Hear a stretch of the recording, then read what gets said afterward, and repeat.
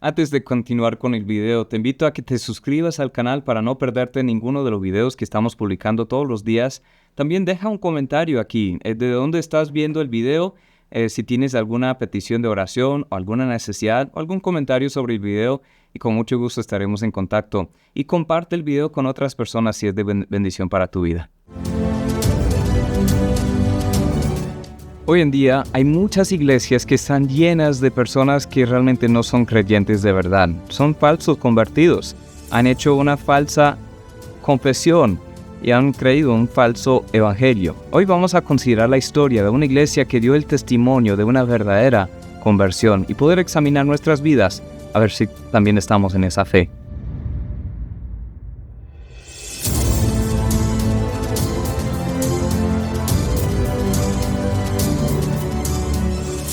En medio de tanta confusión en el mundo sobre qué es ser un creyente, vemos en la palabra algunas indicaciones sobre cómo es la verdadera conversión. Hoy estaremos estudiando un pasaje de Primera de Tesalonicenses, capítulo 1.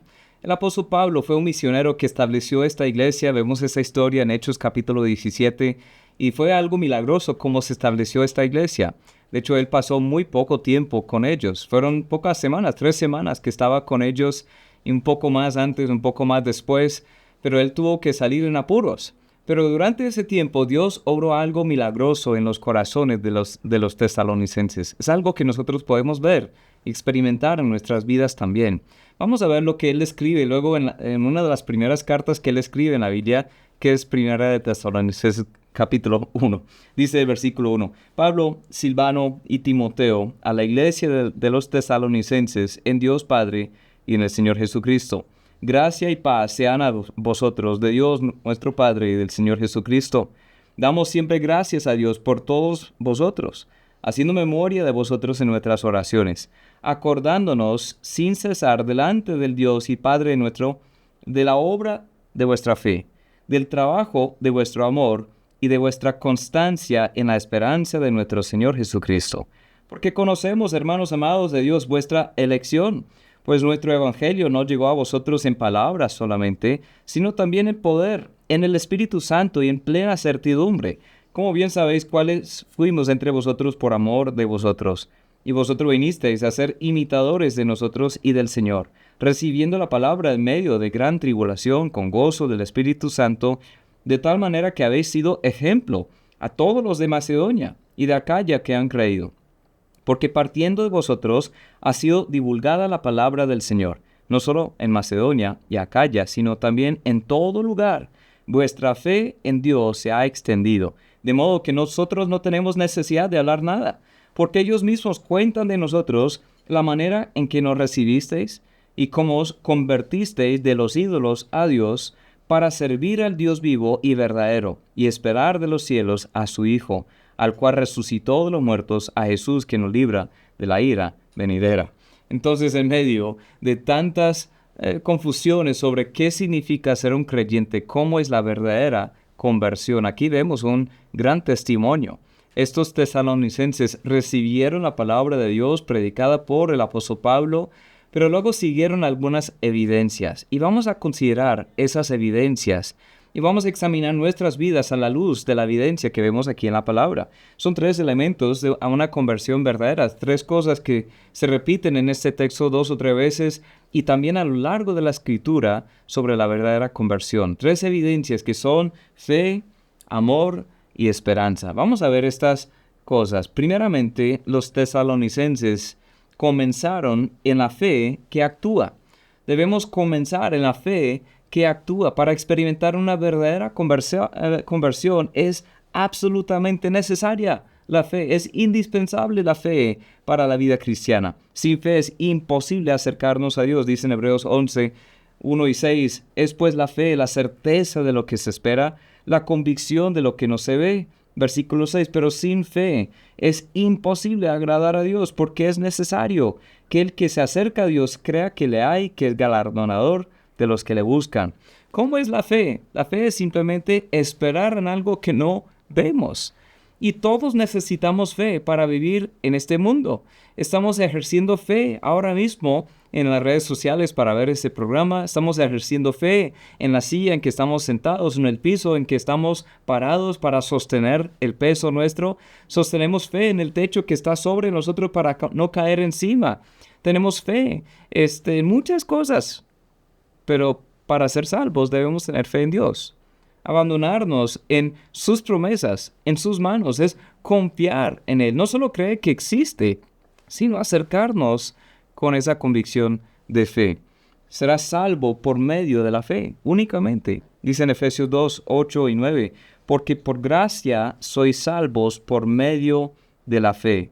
Esto no de vosotros, pues es don de Dios, no por obras, para que nadie se gloríe.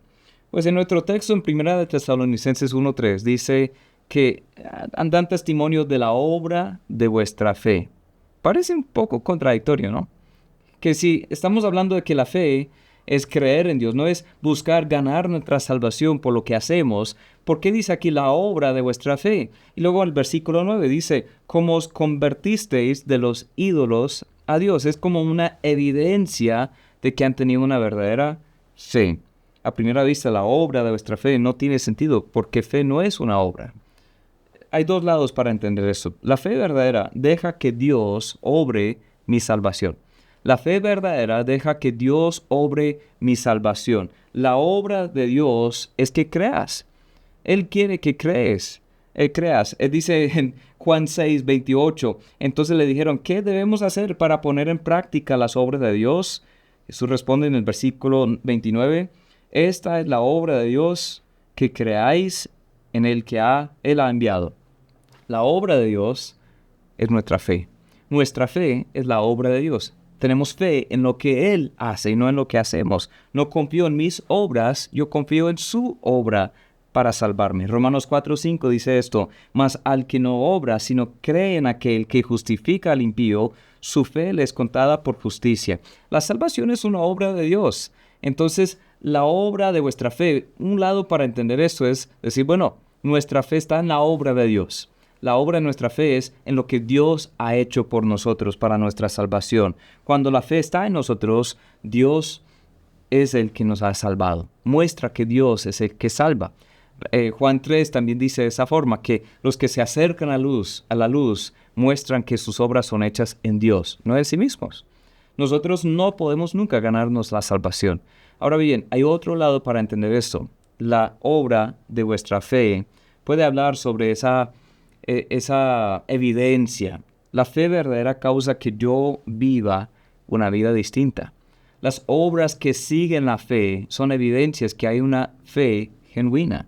Esa diferencia es evidencia que mi fe no está muerta. Santiago 2, 17 y 18 dice, así también la fe, si no tiene obras, es muerta en sí misma. Pero alguno dirá, tú tienes fe y yo tengo obras. Muéstrame tu fe sin tus obras, yo te mostraré mi fe por mis obras. Y eso es lo que Pablo está resaltando aquí con los tesalonicenses. Él dice la obra de vuestra fe. Más adelante, versículo 9 de 1 Tesalonicenses 1, cómo os convertisteis de los ídolos a Dios. Es una evidencia. Cuando realmente habían creído, ellos botaron sus ídolos a la basura. Destruyeron los ídolos de su corazón. Su confianza era en Dios solamente, no en los ídolos, no en los falsos dioses. Y hubo un cambio radical en sus vidas porque la fe genuina produce obras. Fe es creer en Dios y creerle a Dios, que Él guarda sus promesas y dejar que eso cambie en mi forma de vivir. Gálatas 2:20 dice, con Cristo estoy juntamente crucificado. Ya no vivo yo, mas vive Cristo en mí. Lo que ahora vivo en la carne, lo vivo en la fe del Hijo de Dios, el cual me amó y se entregó a sí mismo por mí. Amigo, muchas veces nosotros no entendemos esta verdad. En las iglesias o promovemos una salvación legalista, que es por las obras que nosotros hagamos, cumplimos ciertas reglas, guardamos los sacramentos, asistimos a los cultos, damos diezmos y ofrendas, ayudamos a los pobres, servimos a los necesitados. Súper, esas cosas no son malas, pero esas cosas nunca nos pueden salvar. siguen siendo la confianza de muchas personas, su mera religiosidad.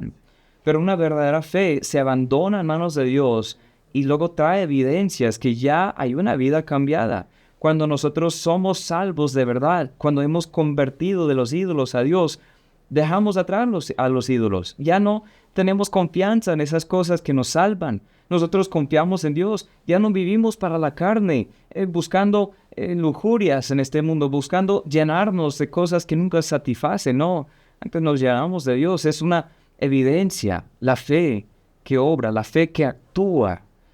¿Tienes esa fe? Examina tu vida hoy. ¿Tienes una fe que actúa, que produce obras? No confiando en las obras, pero viendo las obras como evidencias de una verdadera conversión.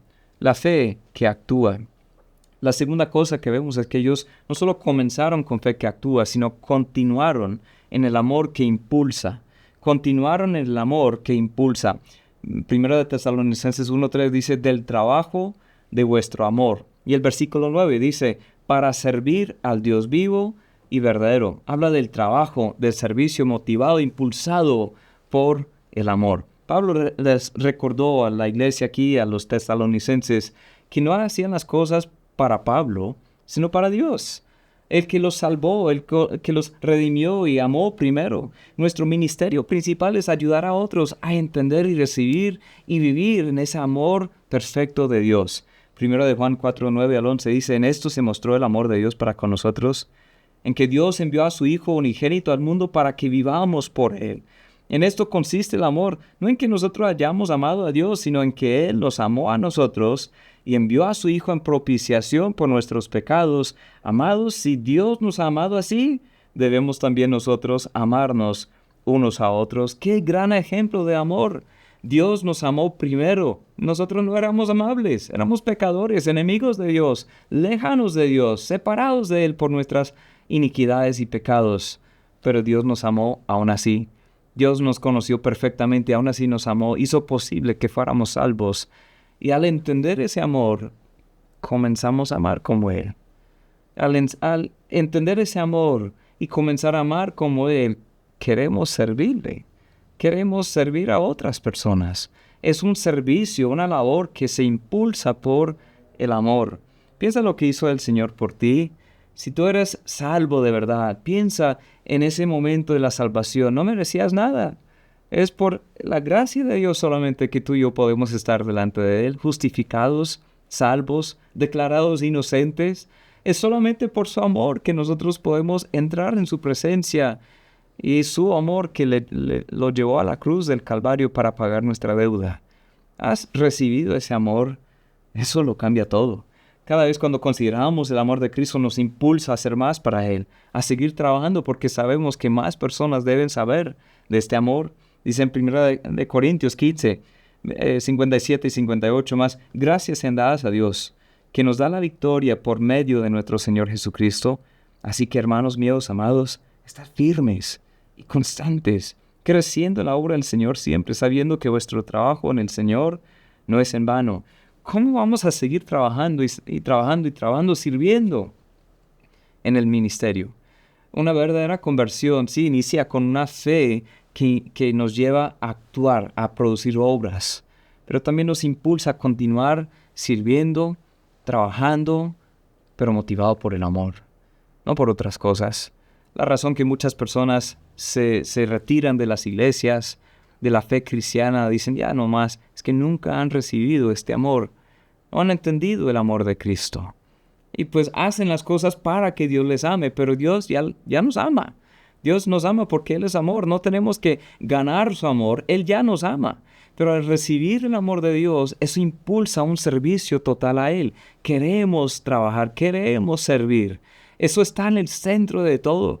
Pablo dice en esta forma en 2 Corintios 5, 14 y 15, porque el amor de Cristo nos constriñe, pensando esto, que si uno murió por todos, luego todos murieron, y por todos murió, para que los que viven ya no vivan para sí, sino para aquel que murió y resucitó por ellos. Cuando yo entiendo el amor de Cristo y comienzo a tener un vistazo de qué tanto me ama, yo quiero vivir para Él. Yo quiero vivir para Él. Dice literalmente el amor de Cristo nos constriñe, es como nos cautiva, nos lleva cautivos. O sea, yo no puedo pensar en ninguna otra opción sino vivir mi vida para Él, para aquel que sufrió, murió, resucitó por mí. El que me amó, aún siendo yo un vil pecador, el que me amó se entregó a sí mismo por mí para que yo tenga vida. Yo quiero vivir para Él. Una evidencia de la verdadera conversión. Sí, es fe que actúa, pero también amor que impulsa. Y hay una tercera evidencia aquí. Culminaron en la esperanza paciente. La esperanza que espera. Valga la redundancia. Dice en nuestro texto, 1 Tesalonicenses 1:3, vuestra constancia en la esperanza de nuestro Señor Jesucristo. Versículo 10 también dice, y esperar de los cielos a su Hijo, al cual resucitó de los muertos, a Jesús, que nos libra de la ira venidera. Hay algo especial en saber que un día estaremos con Él. Un día ya todo este mundo va a pasar, todo este afán va a pasar, estos problemas ya van a terminar y un día estaremos con Él. Es una esperanza bienaventurada que un día Él viene por nosotros y está ahora mismo preparándonos un lugar. Todo lo que hacemos no es en vano, es una esperanza que ahora no se ve, pero es parte de la fe, es parte del amor que nos lleva también a esta esperanza. Vive tu vida a la luz de que un día Él te va a recompensar por la manera que corriste la carrera que Él puso delante de ti. Segunda de Timoteo 4, 7 y 8 dice, he peleado la buena batalla, he acabado la carrera, he guardado la fe. Por lo demás, me está guardada la corona de justicia, la cual me dará el Señor, juez justo, en aquel día, no solo a mí, sino también a todos los que aman su venida. ¿Amas la venida del Señor? ¿Amas ese futuro con Él? Una señal de la verdadera conversión es que nosotros no solamente vivimos para lo que vemos aquí, no solamente estamos construyendo reinos personales aquí. Muchas personas se afanan por tener una casa más grande, un carro más cómodo, más moderno. Se afanan por tener la tecnología nueva. Se afanan por tener fama y riqueza. Se afanan por tener todo lo bonito en este mundo. Pero este mundo va a pasar un día. ¿Te has fijado que un día los que son realmente del Señor estarán con Él para siempre? Y es un tesoro mucho más grande que cualquier cosa que este mundo puede dar. De hecho, el primer milisegundo que estamos con Él en la gloria, nos daremos cuenta, wow, no valió nada lo que tenía en este mundo. Lo que las personas buscan aquí y ahora, muchas veces terminan siendo tropiezos para que no lleguen al Señor. Piedra de tropiezo, sea la riqueza, sea el placer, pecado, sea fama, sea familia, amigos, sea una buena experiencia aquí, sea comodidad. Esas cosas muchas veces llegan a ser nuestra esperanza, nuestra expectativa. De hecho, una razón que muchas personas son falsos creyentes es que solo creen que Dios va a mejorar su situación aquí y ahora. Y en lugar de enfocarse en lo que es venidero, en lo futuro, se enfocan en lo terrenal. Pero una verdadera conversión nos hace entender que, wow, las cosas futuras son aún mayores. Esa gloria futura es mucho más que la tribulación presente y nos fijamos la mirada en el futuro, en Cristo, en la gloria eterna. Estas son las cosas que duran, que permanecen. Primera de Corintios 13, 12 y 13 dice, ahora vemos por espejo oscuramente, mas entonces veremos cara a cara. Ahora conozco en parte, pero entonces conoceré como fui conocido. Y ahora permanecen la fe, la esperanza y el amor, estos tres, pero el mayor de ellos es el amor.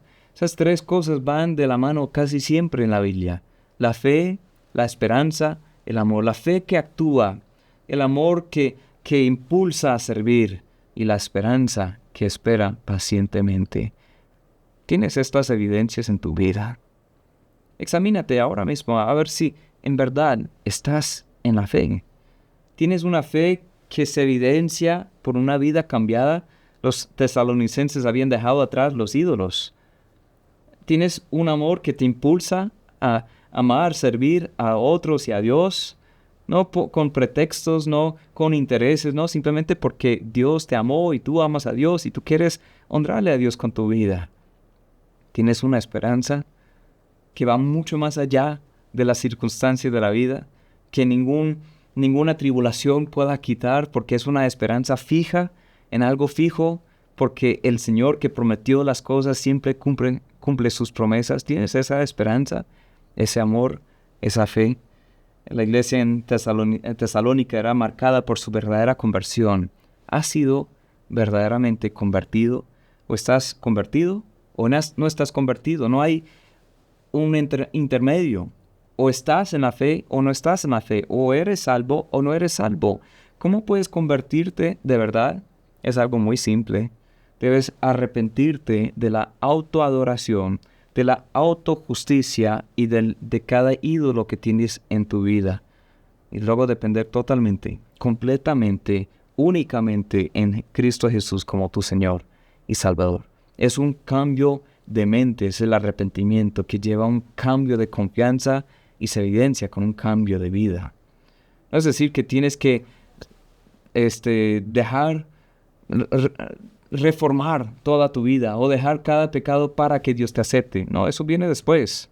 Pero tienes que cambiar la mente acerca de esas cosas. Ya no vivir para el pecado. Ya no vivir intentando justificarte a ti mismo. Ya no vivir dependiendo de lo bueno que eres o dependiendo en cualquier otra cosa. No, es depender únicamente en Cristo. Y cuando entras ahí, esos cambios sucederán. Son evidencias que van a pasar. Debes transferir tu confianza de ti mismo a Jesús por completo. Debes confiar en Jesús por completo. Y ahí viene la fe, se recibe el amor, se tiene la esperanza que evidencia la salvación. La vida cristiana comienza con una verdadera conversión. Sin conversión verdadera no hay vida cristiana, no eres un cristiano. Puedes experimentar hoy la verdadera conversión. Ahí el texto dice que la palabra llegó a ellos en poder.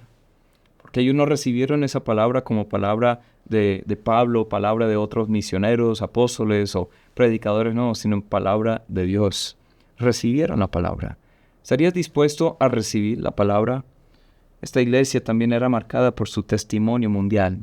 Su verdadera conversión llevó a un testimonio que transformó también toda una región y más allá de su región para la gloria de Dios.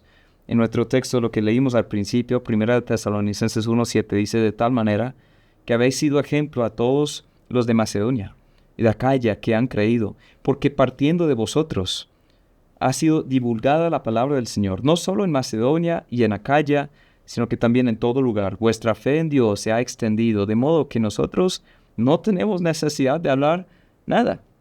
Ellos eran intencionales en proclamar el Evangelio y fue confirmado el mensaje que predicaban por sus propios testimonios. Las personas se daban cuenta, wow, estas personas son diferentes.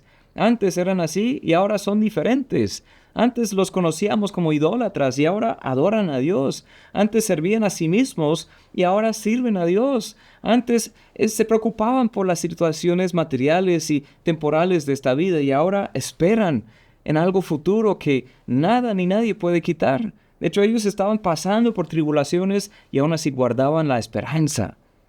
Y el mundo decía, wow, ¿qué es lo que tienen ellos? Ellos compartieron la palabra. Les dio lugar para poder compartir sobre cómo ser convertidos verdaderamente al Señor. Eran intencionales. Después de creer la verdad, es la salida natural, es lo que sale naturalmente después de conocer a Jesús. Recibieron la palabra, vivieron en la palabra y hablaron la palabra. ¿Estás dispuesto a demostrar esa evidencia? Que el mundo entero sea impactado con lo que nosotros tenemos a nivel personal y a nivel de las iglesias locales que estamos descubriendo esta sana doctrina, esta verdadera conversión. Recibamos la verdadera conversión, vivamos la verdadera conversión y hablemos sobre la verdadera conversión. Esperemos que este mensaje haya sido de ayuda. Que el Señor te bendiga.